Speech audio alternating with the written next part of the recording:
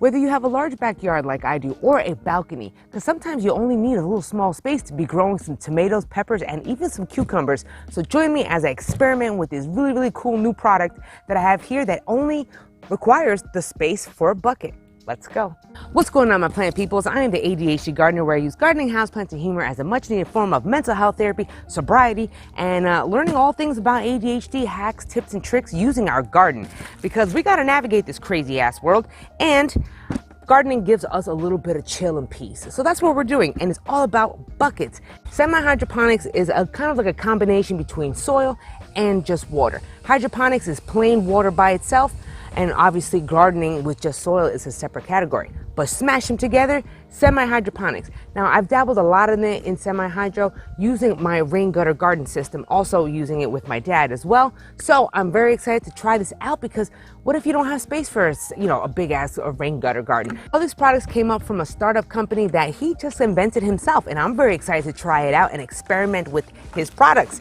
If you didn't know, you can always grow any vegetable out of a 5-gallon bucket, as long as you have a bunch of drainage holes on the bottom, so all that water can, seep out. When it comes to growing veggies in soil, roots do not like to stay wet, whereas if you are growing in strictly hydroponics, the root system tends to grow already in the water.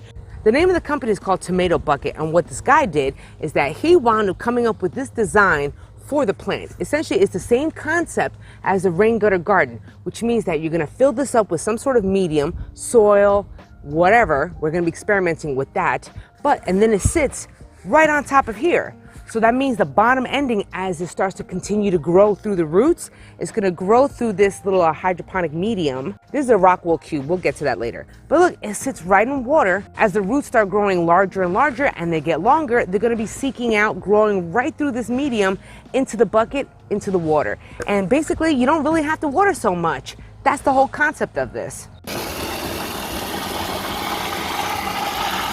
You have a 5-gallon bucket of your own, that's cool. You don't have to buy a bucket, but you do have to drill a hole in there above where the handle goes, so a lot of the water can seep out. I'm going to question that, but we're going to get to that later, because I asked my dad, why is the hole there?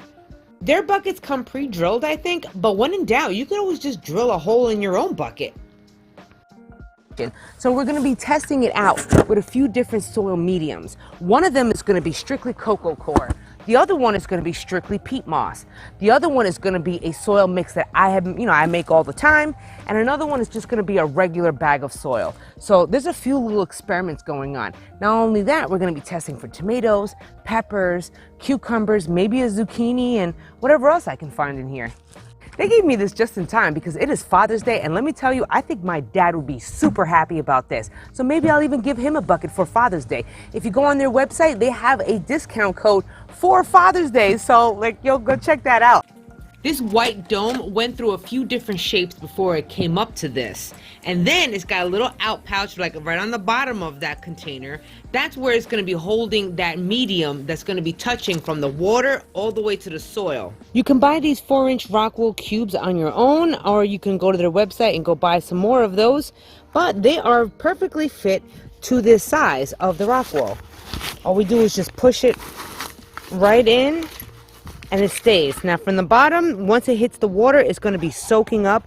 So as the roots get down there to the bottom, they'll grow right through the rock wool and then come right on out with the, with the roots. This is going to be acting like a wicking process. So the rock wool that's in there is going to touch the water, and then from there it's going to soak up, wick up into the soil, where the plant is. These rock wools are all reusable. So after this plant dies or whatever, and you want to reuse it again, we just kind of take off all the old stuff and then just reuse it.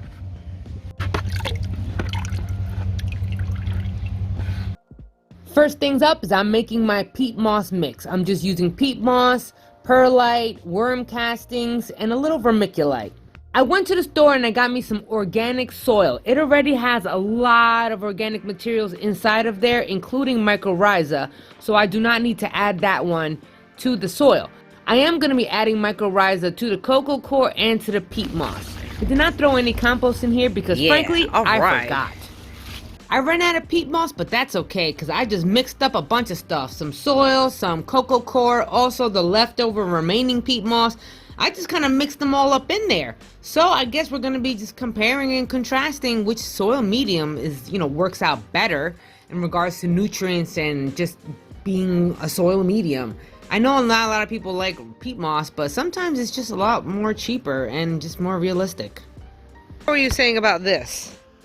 I don't know much about it. I know it's new to No, you. it's SemiHydroponics, so it does the same thing like your rain gutter does. The rain gutter, yes. It's sitting in water, just like that. Here, Exactly. I'm just wondering here. I know you lift it up, and that's supposed to be submerged. Right. All right. That's supposed to be sitting in the water, so it'll suck up through wicking. Right. Okay. But it's going to take a while for that tomato plant to get to that point. So I'm assuming we just water. Oh, no, well, here you're not relying on the roots going all the way down into the water. It's just going to be wicking like this. Just Right. Wicking. You know what I mean? Yeah, but I mean, the roots haven't reached out because eventually, over time, I saw this dude, his roots from his plants went straight through that rock wall into the water bucket. Yes, the rain gutter does too. Yeah. But that's after like full maturity. The fact that the whatever you got here, right? It's already in water. That's going to be wicking up. That's already wicking up. Already? What, the rock wall Now, touching the water? The only thing with this is, Yeah. let's say you have that much water, right? Yeah. It wicks up over a few days, Uh-huh. moistens this. How are you going to refill that? Okay, well, this has a hole. This has a hole right here, so the water comes out. So the water does not raise past this point, this level right here. Wow. See that? All right. So, and then this is below that? Yeah, it lifts. Okay. So that, I guess... You see, okay, so you keep, in other words, you're maintaining the same water level. Right, but I'm wondering that as soon as it goes down below this level, It's going to dry up. it's gonna dry up. So that means you're constantly gonna have to fill up the water. Hence the experiment with the rain gutter. rain gutter, because to keep this moist, either the roots are going to have to go into the water, or either way you have I saw the dude when he did one of these videos on it, and he said that like he had to water from the top still in the beginning, but not nearly as much as if you had it in a regular. Now, But I don't know. We're gonna it find came out. with the weep hole. Yeah. Okay. I had that. Remember my big tree that I had in the house? Yeah, you did. It was a sour orange. Yeah, it was Bitter just orange. like this. It was just basically Just like that. Yeah. Uh-huh. But That's the true. Roots, the roots have grown through all Right. the way down Which is into it. Yeah, which is what Into this is it. gonna do. But then mine only had about a 2-inch for the weep hole, Why would you even do the weep hole? What's the point of that? so it doesn't drown.